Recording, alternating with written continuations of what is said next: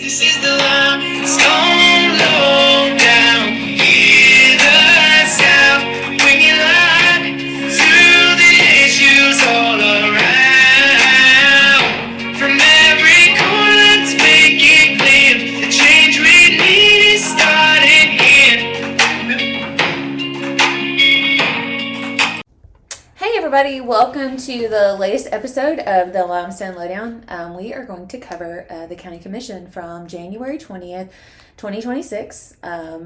We have not covered a whole lot of the County Commission meetings, but since there are elections this year, we are going to start covering them, kind of tying in some local election coverage. The cutoff for qualifying for state elections is Friday the 23rd at 5 o'clock. So it's going to be interesting to see if there's any new people that get qualified, who get added to the ballot. That goes with our local folks. We've got our chairman that's up. We've got District 1 and District 3 that is up for election. And then we've got a few people on the school board as well. So And the sheriff. And the sheriff, yeah. I don't know anybody's running against him Well, yet. and then we've got state rep, we got Senate and House seats that are up. We've got Lieutenant Governor, the auditor, all those things.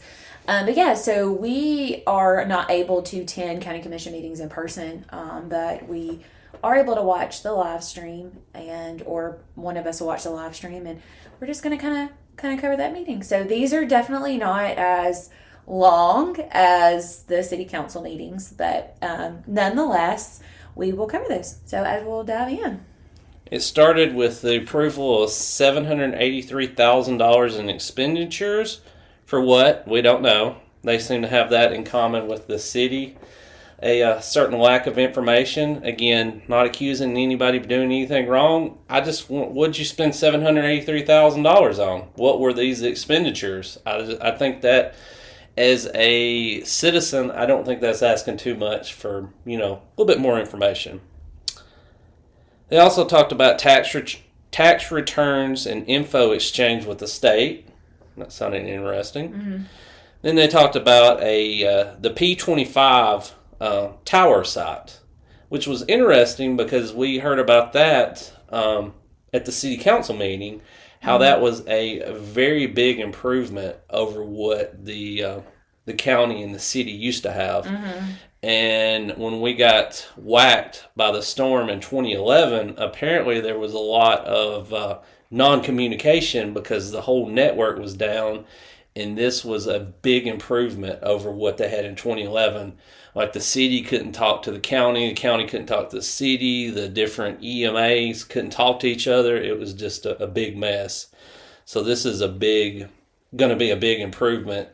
And the city's already voted on this, and I guess this is where the county comes in. I'm guessing it's another site, another tower site, is what they said this was, so good.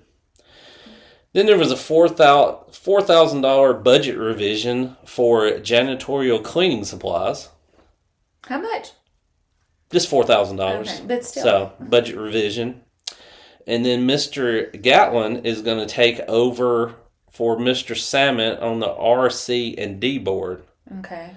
And he actually requested this and said if there was ever anything, so, it's the outdoor, it's the rural mountain valley. And just a little observation, when they voted on this, we noticed that he actually voted for himself on it. Again, I don't have a problem that he's doing it. I think that it just kind of it kind of goes in line with like the city stuff. Like these things are formalities. Like nobody thought to be like, hey, technically, like you're not supposed to be voting for yourself. Like you're supposed to abstain. And again, we're just saying that as like protection for himself. For himself, yeah. We're not saying anything. Cool, you're on the board. Awesome, right? But I mean, literally, protect yourself. Everybody else seems to be like. Well, Mr. Creasy literally just got appointed for Wayne Harper, and he abstained. I mean, that's just something like you. And I mean, even like when they're voting to reimburse you for travel or pay your travel, like they still don't vote. Again, it's just to protect yourself. Mm-hmm. And so that wasn't called. So, I mean, it's just one of those things. It's like, well, if you are going to overlook something that minor, it just questions like the bigger thing. Like it's something small, but anyways, I just found that interesting. Absolutely. And then there was a change order request for the jail improvements because apparently the jail's overcrowded and they're adding on to it, and they changed it from allowing Colin as the chairman to be able to approve $10,000 to $50,000, and that is where you don't have to bring that up. They don't have to be held up being paid to wait till the next meeting for it to be approved. Mm-hmm. So they agreed that he could approve anything up to $50,000 and below without they're already giving him pre. Yeah.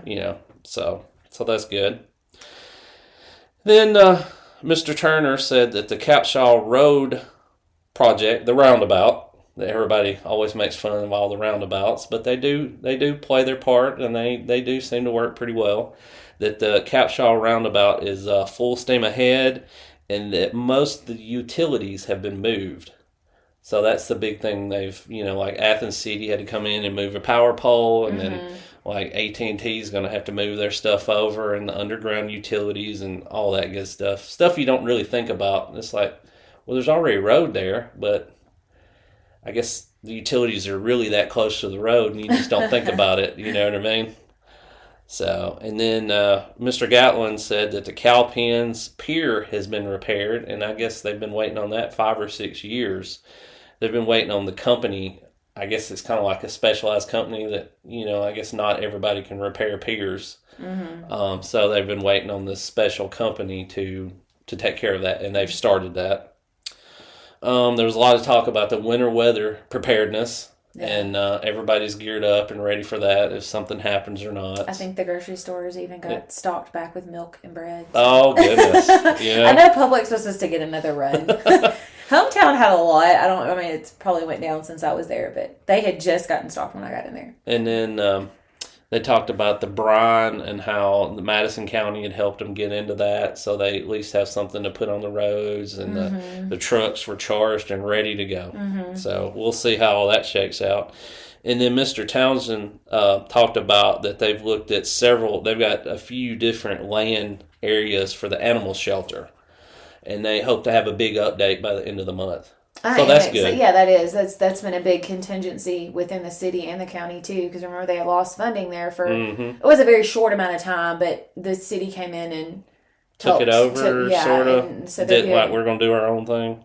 Yeah, so that is good news. Yes. So by the end of the month, we should know more, and then there's going to be another title clerk at the license offise. Okay. So they just moved in their new building, so they're getting additional help. And I imagine that's pretty standard with all these new people moving here, right? So you can get in and get out a little bit faster in the bigger building. They all joked about it, but surprise, surprise, there was no new subdivision applications. And they're like, they couldn't remember. It's been like forever since it's been no subdivision applications. It's too cold to pave, so you can't do that. And then there was a little bit news about what happened in District 1, if you would like to talk about that. So Tuesday, I think at 4 o'clock, our new District 1 commissioner was sworn in. And I'm going to go ahead and preface this because I don't have a problem. Like, I don't know the person. We don't live in District 1. But Mr. David Ruff was sworn in. And, of course, it was shared on social media that this was done. From my understanding, and I've heard from about 4 or 5 different people, that on Friday, the applicants that interviewed were notified last Friday. What was last Friday? The 17th or something like that? 16th.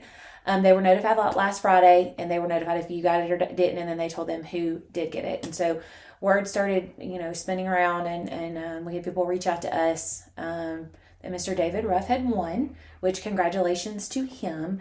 But as we started diving in, there were several people that weren't familiar with who he is, and from what we've heard about him, he's a great guy. He's well known in the community, but you always have to kind of go back and see what is their connections to people within the county. within the state, within all of that. And so within just a few minutes, we were able to find out, like, he is a farmer in Elkmont. And so also he was one of the honorary pallbearers in Mr. Sammet's funeral. So I know that there were about 4 or 5 people that applied. And what was funny about this is that whenever Mr. Sammet passed away, there was no formal announcement, hey, if you're interested in being District 1 County Commissioner, the interim, because they're not going to hold an election because the primaries are May 19th. And so they were waiting on the governor to appoint someone, that there was no way to apply. Like, there's not like an open application. You just had to submit your name in the pot, and you had to know how to do this. And an average person wouldn't know what you're supposed to do. There was no announcement for it. It was just like, you're supposed to know to go apply. Again, this isn't our district, so we can't even vote for it. But it was just going to be interesting to see how it plays out. And then I don't even know if he's going to run in May or if he's literally just going to be the interim. I'm not sure. But as we just were diving in, we're like, this is very interesting. So let's just go through the list of pallbearers for Mr. Sammet. You want to do that? Let's do that. All right. So pallbearers will be LaDon Townsend, who is District 4 Commissioner, Derek Gatlin, District 3 Commissioner, Mark Massey, the County Engineer, Jim Swanner, he's also someone, but I'm not sure, like I just have heard that name before. Dennis Wallace, Dusty Wallace, Drew Dill, the County Attorney, and Hunter Dawes. Honorary pallbearers include Colin Daly, the Chairman, Ralph Fowler, David Ruff, new Commissioner, Philip Dean, Jason Black, former County Commissioner, Danny Crawford, State Rep, Andy Witt, is he state or house? He's the little bit like Ardmore. But is he Madison. state or house? He is House of Reps. Josh McLaughlin, Sheriff, John Blankenship, Tom Butler, also state. He's house though. Who, Tom Butler. Maybe. Anyways, he's west. Yes. So out of all of those, the majority of them are affiliated to politics. So it was just very interesting as we were just seeing those connections there. Again, not good, not anything bad to say about him. It's just like, oh, that makes sense, because you go and apply, put your application in with the governor. The governor, number one, she's over 80. I'm questioning about her mental status. And then you say that you don't make a phone call to somebody and get feedback on who their recommendation would be. And considering he's the only one that's listed as an honorary pallbearer, that he's the only one out of the applications that's on there. I just find that very interesting that he was the one that was chosen, because you have a lot of politicians on here that could have given some sort of recommendation for him. And just a note, there's only one county commissioner that is not listed on here as a pallbearer, and that is Mr. Turner. So that's interesting. I found that very interesting. I'm not saying anything right, wrong, or indifferent. I'm not endorsing, not endorsing. I'm just making an observation there. So it's going to be interesting to see how the rest of this plays out. Absolutely. I do not think that, I know that there is at least one person who has got signs out in District 1. A lot of signs. Yeah, he does. Like, even when we had to ride up there for something, we saw, 50 signs? There was a lot already up there. Mr. Bill Bolden, I think that he ran against Mr. Sammet in 2022. There are several residents in Elkmont that are questioning his, is it criminal background? Is that what we would say? Yes. Yes. So let's just say there's a paper out there, and it has a lot of things on there that if he progressed any further, that would be, he would need to answer for. Yes, there would be a lot of people would have a lot of questions. Yes. They would want some major explanations. And our other thing is with the process, were these people interviewed? Was there any kind of interview process? Did whoever look at the applications and like how did it all shake out. So we're still trying to. I know, I'm interested. Like, Yeah. did they actually interview with the governor, with the governor's office? Like, Exactly. who did they actually sit down with? It would just be interesting. But Or if at all. If at all, right. So that's what we're still waiting on. So yeah, so just kind of just making some observations. Again, I'm sure he's a very nice guy. I don't have really anything negative to say about any of our commissioners. I have my opinions on some things, but as far as like, I think that they're all nice men. And I think that when you say something, when you ask questions, people automatically want to be like, why would you come after them? Or, saying that we're saying anything bad. We're not. It's just making that observation. Because again, when you tie each person to someone higher up, it's like, well, of course things aren't going to be any different because they choose someone that goes along with everything that they say. And so again, I'm not saying that he's going to do that, just all the way up to like the state level. I mean, if we let's look at both of our senators. You've got Tommy Tuberville, he doesn't even live here in the state. He's got a very modest home in Montgomery that he has so that he suffices the state requirement for residency. But he lives in like a multi-million-dollar house in Florida, and nobody is debating that. Everyone knows it. It's like the worst kept secret. Yeah. Yeah. And yet he's most likely going to be our next governor. So that is concerning. Our other state senator is Katie Britt. I've got a lot of concerns and reservations about her, even how she got put into that position.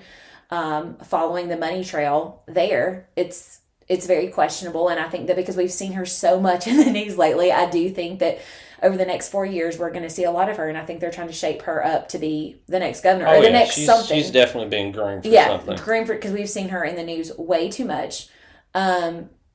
Looking at the people running for lieutenant governor, looking to see endorsements for various seats across the state. It's just very interesting, and that these things go all the way down to local elections. It's very interesting to see money donations even given down to city council that are matching all the way up to governor donations. What's really funny, though, is almost everybody has the same story about I was approached. Yes, I was approached to run. People asked me to run. People asked me to run. They think that I would be great at this, that I would make good contributions. And of course, anytime that somebody says that we think you should do this, I mean, it makes you feel good, right? Mm-hmm.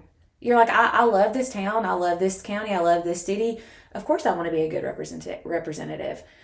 That quickly has you bought and paid for when someone recruits you, and it's probably not even intentionally. You know what I mean? They don't intentionally go into it to recruit to do bad. I hope not, anyway. But again, I'm not making those accusations at the county level. I'm just saying we found it very interesting seeing that, number one, 3 out of 4 people that were in office were honorary, or 2 were pallbearers, 1 was honorary pallbearer. We had 1 that wasn't anywhere on there, and then your new appointed interim was also an honorary pallbearer, along with more politicians than not. So it was very, very interesting to see that. And ironically, the one who was on there is the only one, or the one that got selected is the only one that was on there. The rest of them did not. So food for thought. Absolutely. And this is just the tip of the iceberg. We're just in January, and we got to make it to what? May 19th is primaries, yeah. And then we'll find out when the cutoff is, if anybody waited till the last minute to sneak in. Yeah. And then it's already gotten interesting. It's going to get even more interesting. Well, if you play it out, okay, so if as chairman. And we have another person. Yes, mention that. So there is another person. It's a 3-way race. Yeah, it's a 3-way race. Mr. Scott Craig announced this week that he was also going to be running for chairman. So it's going to be, that race is going to get really interesting, because it's like, if Colin wins, Johnny Turner has to still stay in his seat. Yeah. If Scott Craig wins, Colin's gone, Johnny still stays in his seat.